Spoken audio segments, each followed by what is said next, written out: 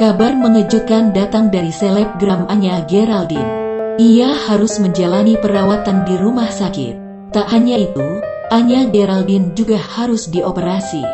Anya memposting potretnya saat terbaring di tempat tidur rumah sakit.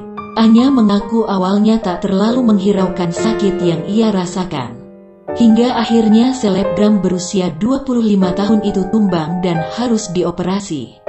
Anya pun minta maaf tidak bisa hadir dalam konferensi pers series Layangan Putus dan premier film Yowis Band. Lewat unggahan Instagram Story, Anya akhirnya menceritakan penyakit yang ia derita.